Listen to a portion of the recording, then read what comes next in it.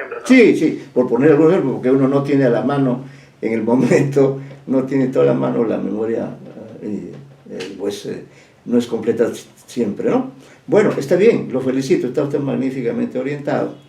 Entonces, usted va a hacer un ensayo con todas las pautas que ya usted conoce acerca de Octavio Paz, y me felicito a mí mismo de tomar esta decisión, porque creo que de esa manera le estoy dando la oportunidad de que usted incremente su conocimiento, y en ese conocimiento pues es esencial.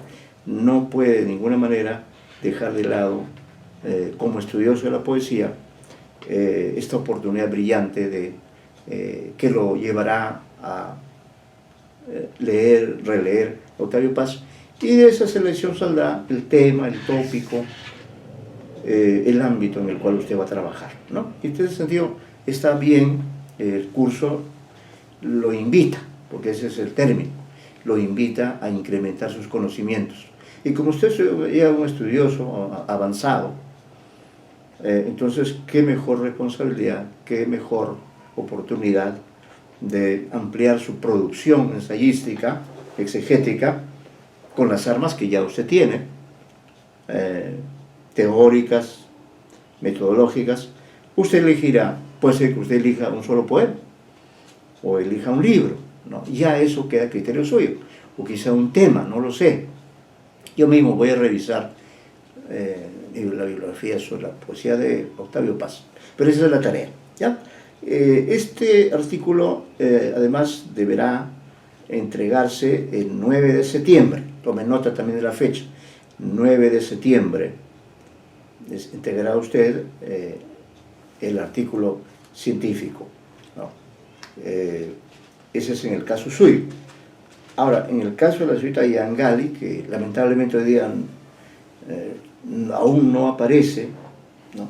El caso de ella, que he tenido menos oportunidad de conversar con ella porque ella ha faltado varias veces, me parece, y me preocupa eso. Bueno, entonces ya para la señorita Yangali hemos seleccionado también un trabajo sobre poesía, dedicado en este caso a la poeta Juana de Ibarburu, poeta uruguaya, importante también, yo diría tan buena como Octavio Paz. No llegó al Nobel, pero eso no significa nada, es una gran poeta. Entonces, en principio, ¿no?, hemos determinado que ella trabaje sobre igualmente sobre algún aspecto de la poesía, ¿no? Esperamos que las preferencias de ella sean también por la poesía. En todo caso habrá que dialogar, pero el problema es que tiene que estar presente, ¿no?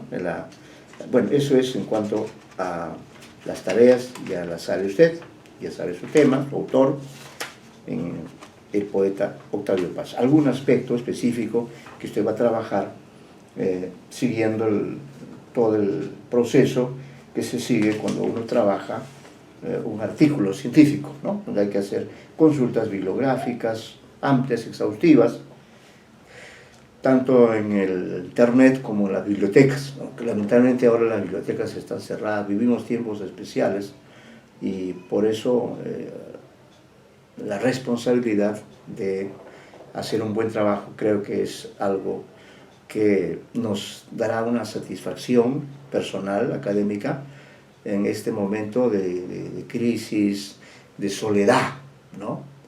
Yo diría que García Márquez trabaja eso, es cierto, ¿no? Su novela máxima, 100 años de soledad, que es lo que estamos sintiendo ahora, ¿no? Millones de seres humanos estamos en soledad. Bueno, entonces retomamos el tema porque me ha parecido muy importante. En realidad este escritor, y esa es otra, yo creo, otro aporte del curso, otro aporte de este seminario, el insistir aún en esta clase sobre la obra de Leonardo Padura, autor que usted no conocía. La clase de la semana pasada, que me fui antes, ya les manifesté por motivos personales, lamenté no haberles dicho, aunque quizá ustedes tuvieran la iniciativa, lamenté en ese momento, pero no está uno en todas, no haberles pedido que por lo menos hasta las 9 de la noche, que era, esta es una jornada maratónica, ustedes hubieran seguido investigando sobre Leonardo Padura, ¿no? Porque hay información sobre él, abundante información, ¿no? Y entonces es dentro de este momento que le estamos dedicando a Leonardo Padura, tenga la seguridad, señor Ábalos, que vale la pena, te justifica ampliamente darle un espacio a este escritor plenamente contemporáneo, ¿no? Plenamente contemporáneo. Y me voy a permitir yo exponer en base a un esquema que tengo aquí en mis apuntes del curso. Es un tema nuevo para mí, y yo creo que el mejor homenaje que podría hacerle a Padura y a usted y al curso, a la universidad, es continuar con este trabajo que ojalá me lleve a la escritura de un nuevo libro, ¿no? Porque justamente este libro, este autor, ya ha sido motivo de hasta 2 artículos míos acerca de Leonardo Padura, ¿no? Entonces, retomando ese hilo, los múltiples hilos que tenemos, voy a permitirme retomar el discurso mío sobre Leonardo Padura en base a un esquema que comprende 6 puntos, ¿no? Pero que en realidad dentro de ellos el número de tópicos se multiplica. Digamos que en cada uno de estos puntos de este esquema hay una enorme cantidad de datos, de información que hemos tratado de ordenar hasta donde sea posible. Pero ya sabe usted que en la literatura los autores nos llevan de aquí para allá. Eso es lo que hace Padura, por ejemplo, ¿no? Nos lleva por gran parte del mundo occidental, de aquí para allá, desde 1940 en adelante. Hay unas analepsis, viajes al pasado, hay unas prolepsis, viajes al futuro, hay un desplazamiento, o sea que, fíjese, qué audaz es Padura, porque a esta característica de ser un viajero literario que va por el espacio y va por el tiempo, ¿no? A esto se debe el que haya podido llegar a ser el gran novelista, pero no solo eso, ojo, no solo un gran novelista, sino que resulta que es también un gran ensayista, crítico, es decir, una figura equivalente a otros grandes autores, como es el caso de Vallejo, como es el caso también del propio Mario Vargas Llosa, que comparten la creación con la crítica, ¿ya? Eso es lo que quiere usted proporcionarle en esta oportunidad acerca de Leonardo Padura, de esa doble condición de ser un gran creador, particularmente en el campo de la novela, ¿no? Estamos frente a una figura, y ahora trataré de abarcar eso, ¿no? En todo el tiempo, quizás con un descanso breve o alguna pregunta que le haga, para que usted me acompañe en este viaje, porque somos los dos los únicos que estamos presentes, y como usted es un oyente atento e informado, entonces sé que va a ayudarme en esta tarea monumental que yo me he impuesto a mí mismo acerca de este gran escritor que es Leonardo Padura. Fíjese que es un autor plenamente del siglo XX, ¿no? Para darle un dato, Leonardo Padura nace en la isla de Cuba, país que nos ha dado grandes escritores, como Alejo Carpentier, José Martí, para solo mencionar 2 nombres. Uno de los grandes en el XIX es José Martí, ¿no? Y uno de los grandes en el XX es Alejo Carpentier. Hago acá una pregunta para que usted participe, se siente involucrado. Señor Ábalos, ¿usted llevó literatura hispanoamericana del siglo XIX? sí lo leí, sí lo leí. Algunos pequeños recuerdos, señora Ábalos. ¿Con quién llegó? ¿Con el profesor Morales Mena? ¿O con otro profesor? Sí, sí, con el profesor Morales Mena. Ya, entonces, apelando a su buena memoria, y de paso sí me da un momento de descanso y hacemos un diálogo. ¿Qué temas recuerda? Le preguntaría entonces, si entre esos temas estuvo el de José María Heredia, ¿qué otros temas trabajó con el profesor Morales en esa oportunidad? Porque este es un curso así inmenso, enorme, porque es todo el siglo XIX y es como ahora, ¿no? Es un curso panorámico. ¿Qué recuerdos tiene de ese curso? ¿Qué autores, qué textos, qué cuestiones abordaron? Si fuera tan generoso de darme ese alcance y de ese modo participa también usted en la, ya que estamos en un diálogo de un diálogo de dimensión temporal y espacial bastante amplio. ¿Recuerda algunos temas tratados en ese curso, señor Ábalos? Sinceramente, profesor, ahorita no lo tengo en la memoria. Estoy revisando mis Está bien. trabajos de esa época, a ver si, por ejemplo, bueno, en mi caso, acá tengo un trabajo que hicimos, bueno, que hice, perdón, Sí. sobre Gertrudis Gómez de Avellaneda y su obra Saf. Ah, Gertrude Gómez de Avellaneda, claro, cubana también, pero también los españoles reclaman, ¿no? Qué bien eso, la novela Saf. Sí. Claro.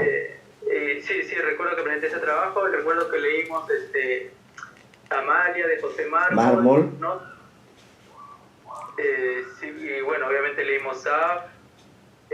Incidimos bastante en el aspecto de que de la figura de la construcción de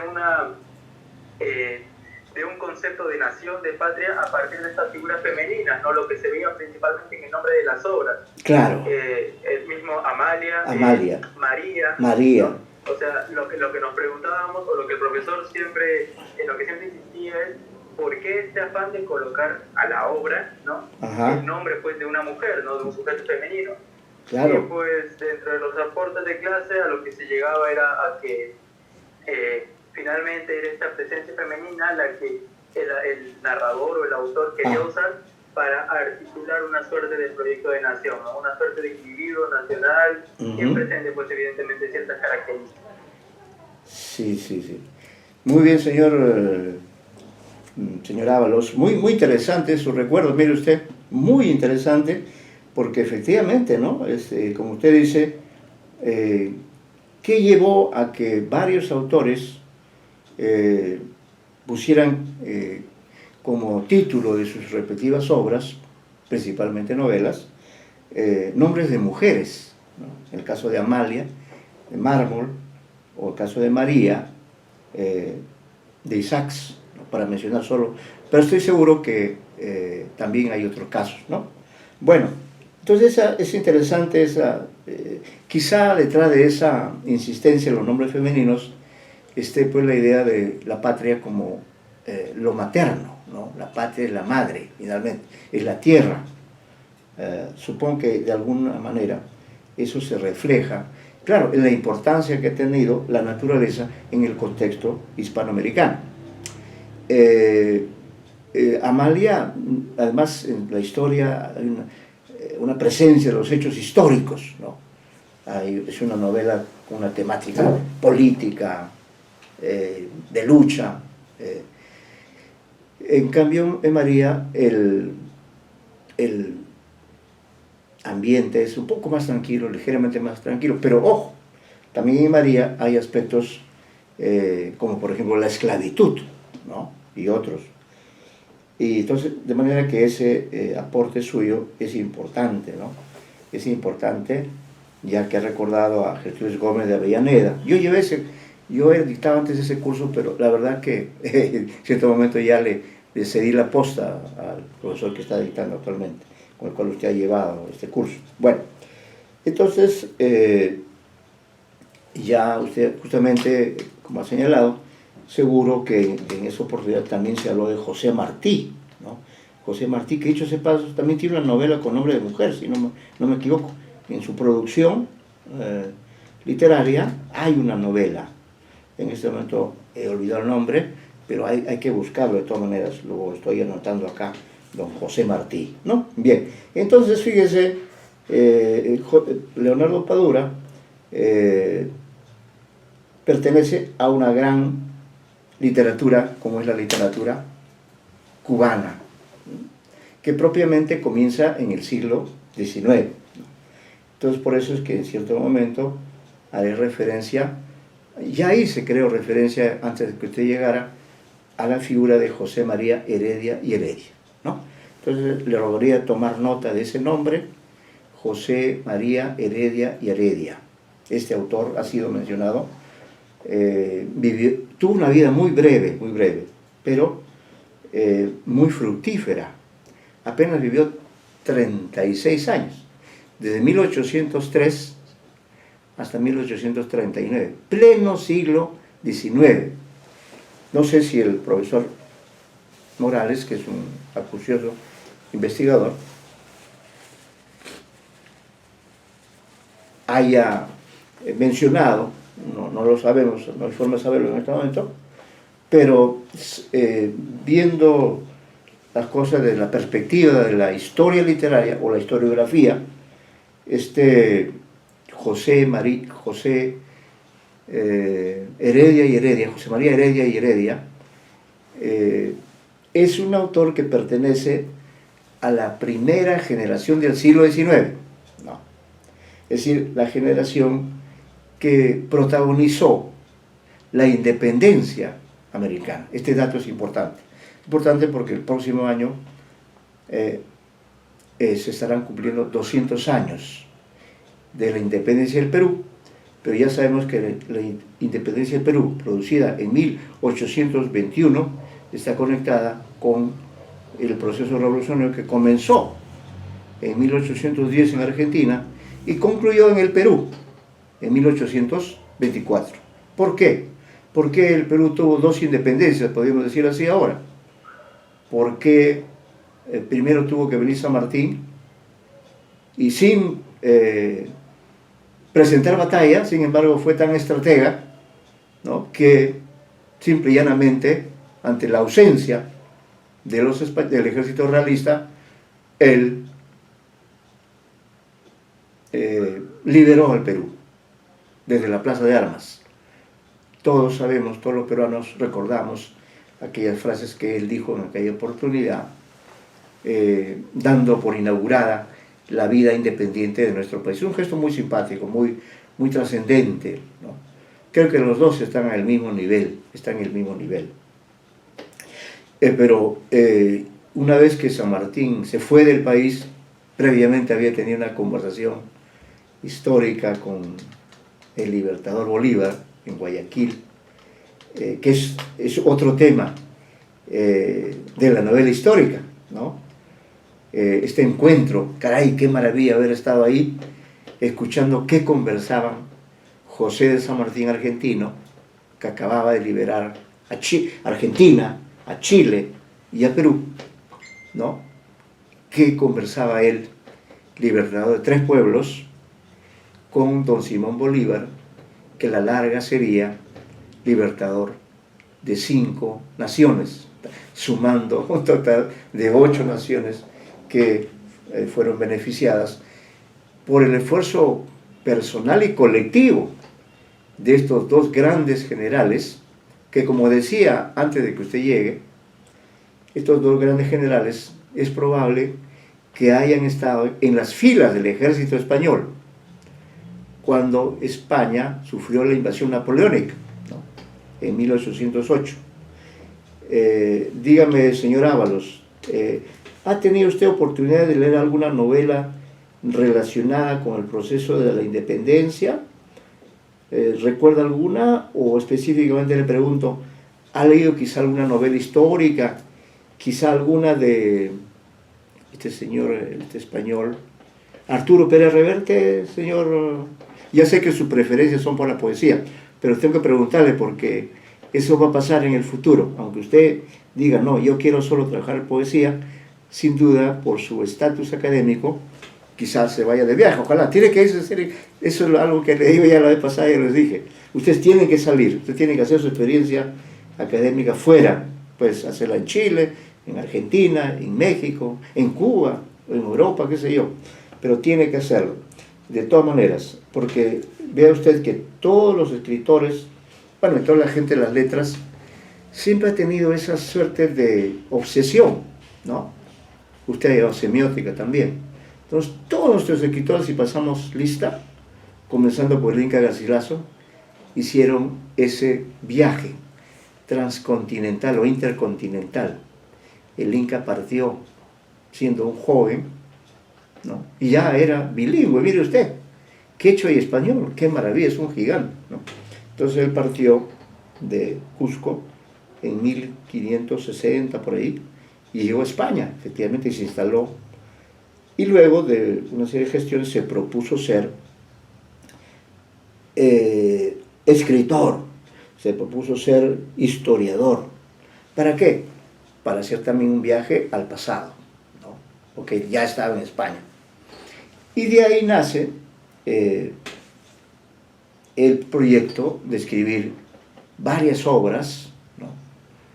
Entre ellas, para señalar las que tienen que ver con Padura, y el siglo XX y el siglo XXI, allí es donde nace en Garcilaso el propósito de escribir La Florida del Inca.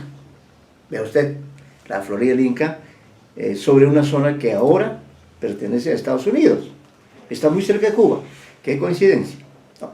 Pero que en esa remota época la Florida era aún, o había sido, parte del Imperio Español, ¿no?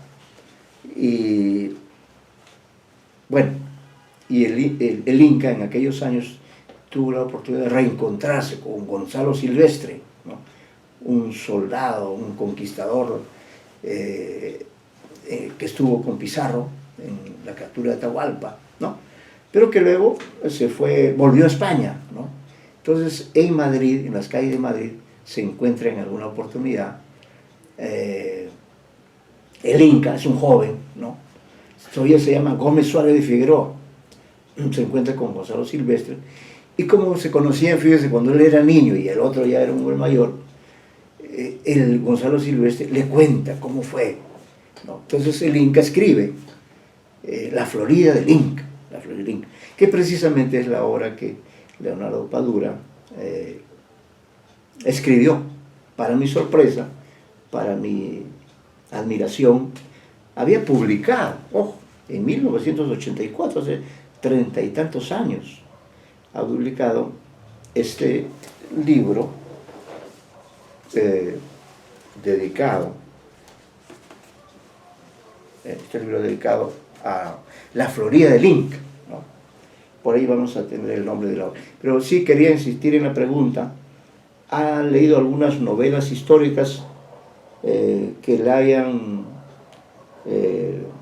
dejado alguna experiencia, o no ha tenido oportunidad de leer novelas históricas? ¿Cuál es su Bueno, sí, profesor, la obra que le, bueno, no sé si se incluirá dentro de esta categoría, pero sería Amalia en todo caso. Amalia, sí, claro, es una suerte de novela histórica. Y mire usted, del siglo XIX. ¿Qué año se publicó Amalia? ¿Perdón? ¿Qué año? ¿Usted recuerda qué año se publicó? Yo me he olvidado ahora. ¿Qué año se publica? Pero es en el pleno romanticismo, ¿correcto? Sí, sí. Claro, si no me equivoco, es exactamente en la mitad del siglo XIX. Sí, debe ser. 51. Sí, debe ser ahí porque, sí, ahí tiene usted también a Esteban Echeverría, que no sé si tuvieron... Sí, es un autor clave, el autor del Matadero. Que ese Matadero, por ejemplo, se publica de manera extemporánea, es decir, este gran crítico de esa generación romántica, él encuentra entre los papeles que ha dejado Echeverría, porque Echeverría se tuvo que ir a Uruguay y ya no volvió, estábamos en plena dictadura de Rosas, ¿no? Y entonces Gutiérrez, el crítico Gutiérrez, Juan María Gutiérrez, gran crítico del 19, él publica, exhuma, ¿no?, este relato famoso llamado El Matadero, ¿no? Y El Matadero es un texto importantísimo y se señala que aun cuando haya sido publicado póstumamente, muy lejos de su época de creación, exactamente en 1871, aun cuando se haya publicado ya en fechas temporáneas, sin embargo, de alguna manera ha influido e influye en nuestra literatura. Qué bueno que hayamos hecho este recuerdo de a propósito de la novela Mármol, efectivamente, ¿no? Bueno, hay bastantes novelas históricas y es dentro de este contexto que también estamos recordando a Padura, porque él también es su novela más importante es una novela histórica, El hombre que amaba a los perros. Ese es un ejemplo de novela histórica. Vemos que el género comienza oficialmente en el romanticismo, con Ivanhoe, ¿no?, con otras expresiones, pero en el siglo XXI, en el siglo que estamos viviendo, estamos terminando la segunda década con una pandemia feroz. En el 2009, exactamente 11 años, Padura publica esta novela fundamental, que es El hombre que amaba a los perros, que supone un gran recorrido novelístico, ¿no? Ya no se está hablando de la dictadura de Rosas, como en la novela Amalia de Mármol, sino se está hablando de los grandes sucesos que ocurrieron durante la década del siglo XX en lo que fue la Unión Soviética y en una serie de países, España, Turquía, un largo recorrido que hacen los personajes desde que salen de la URSS, luego recorren gran parte de Europa, varios países son recorridos, y el novelista lo sigue, Leonardo Padura, hasta que por fin ese largo viaje de León Trotsky tiene como destino final la ciudad, el Distrito Federal de México, ¿no?, la gran ciudad de México. Y él se va a vivir al barrio de Coyoacán, como ya hemos mencionado. Será un lugar que ustedes conocerán en cualquiera de estos próximos años. Y para hacer entonces un agregado ahí, Padura nos cuenta, ahora vamos a hacer referencia al libro, no a la novela, sino a otro libro que está conectado con toda su obra. Es en esa circunstancia que Padura publica en el 2009, hace 10 años prácticamente, esta novela, que es producto también de una gran labor de investigación, porque haciendo una prolepsis, Padura tiene varios puntos de contacto, nada menos que con don Mario Vargas Llosa, como vamos a demostrar en su momento, pero estamos haciendo una prolepsis, ¿no?, porque el viaje que estamos haciendo es largo, aunque si lo comparamos con los autores y los sucesos de lo que estamos hablando, en realidad estas 3 horas son una cosa pequeña, solo que claro, nos parece un recorrido largo, que lo es sin duda, ¿no?, este esfuerzo que estamos haciendo usted y yo por cubrir por seguir, más que cubrir, por seguir estos viajes por el espacio, por el tiempo, estos viajes que se hacen estas grandes obras y que nos permiten a nosotros, en el campo de la literatura, con el pacto ficcional de por medio, nos permiten pues acercarnos y seguir la gran aventura de León Trotsky por tratar de escapar de las garras de Stalin, el nuevo líder de la Unión Soviética, ¿no?, este gran viaje que hace a través de 2 continentes hasta llegar a México, lugar donde se instala con la familia, los que han quedado, algunos de los familiares han muerto, y allí es donde él finalmente recibe el apoyo del gobierno mexicano. Vive en la casa de Diego Rivero y Frida Kahlo, 2 figuras de la cultura mexicana del siglo XX muy importantes, ¿no?